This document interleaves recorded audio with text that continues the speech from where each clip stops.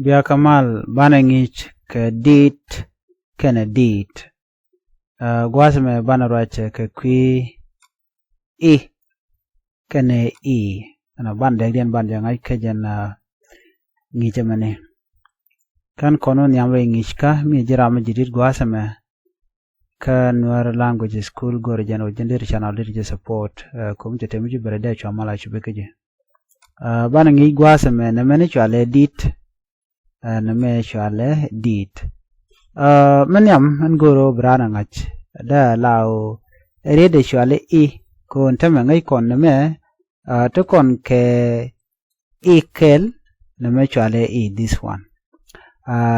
Titene chwalga ke I ko karaw. Chwalga ke I name chwale I karwada. Ajen non kon dit kene dit. Iyo mo kon ben ka chat nda ndong de ko dan ngekeja. Chikone me chikone jigo no na me ngu na me chwale dit. Dit akel. Dit akel. Ba chole dit. Mungman ke baga chole dit. Jentaka na mene ya. De kono kwenanta dit kel, diraw, dit diok, dit ngwan. Baga chole dit. Mungman ke baga chole dit. Duno me akel. Ba chole dit. Dio jowe loidan. Michiriete chubene chagor ke da ke I ke ta bingaje no chwale dit. Me da ke ne I ne ro ba chole dit. No ko ke dit ngwan. Merdien mdong de to bala mi diang ke kwi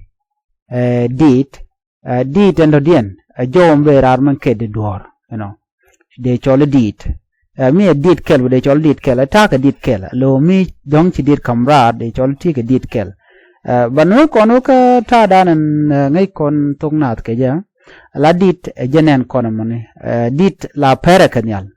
mi ke dit ba cholo no ke dit ngwan te perkel wana ka shat gwas mane de ko dan kep ke ja memme edit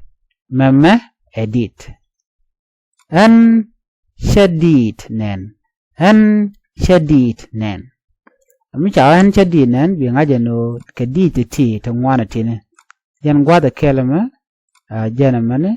wona ka janna mom to gwada mane ti chala ke dit jan menen kono gwada me mi chalar no na me jan chwale dit mo kon kana me dit kel shunga karwade dida dien dida me ba benon kon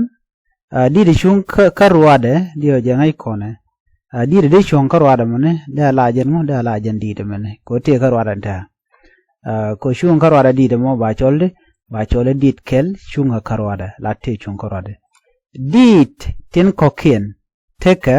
wijat mudadien dit tin kokien teke wijat mudadien da ka kule la didi ken akan didi tinen kon gatine no didi ti chunken wijene kokien nyodo chikan te gwa kela mo abi ngaje non go mi chawe dit nyodo ne dit kel dit karawo wonyam ke ngwanda nan won kake ne mada jen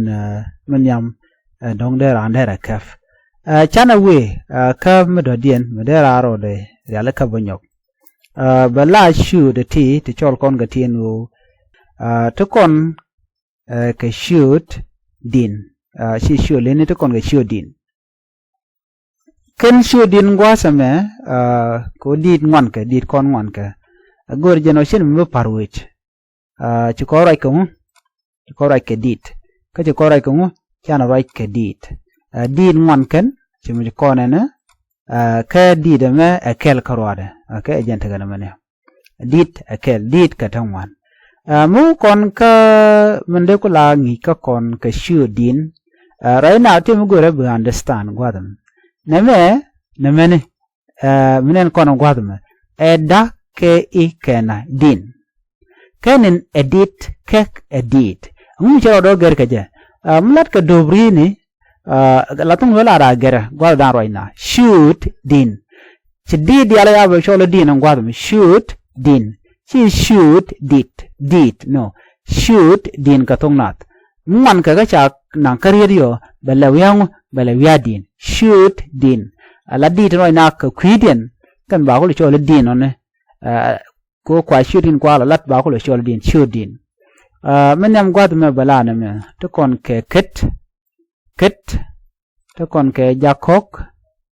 to kon ke ket to kon ke tuk waw to kon ke rumpus to kon ke nyongol to kon ke ngabro ka dot to kon ke ngok to kon ke kel to kon ke realbek to kon ke bong to kon ke tot kenne diit ngwan ko ken diit ngwan to kan dial chalga ke diit ano binyoko lutin ka kwenu ka ko bukulu te ka understanding magwa dere kwen kanyok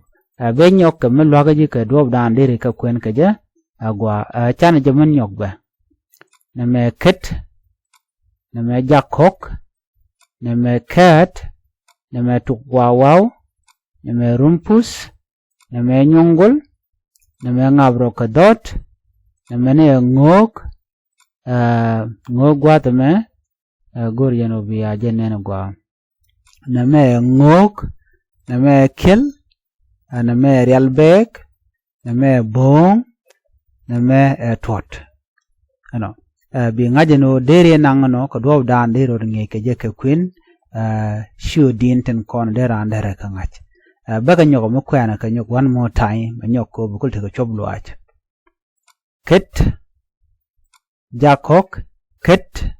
jakok ket tugwawaw rumpus nyongol ngabrokodot ngok kel yalbek bong tot no ingaje no dialati ne ke shunu ka titi ka shudin la diten kontin kuna la ngeke ka ket jakok ket tugwawaw rumpus nyongol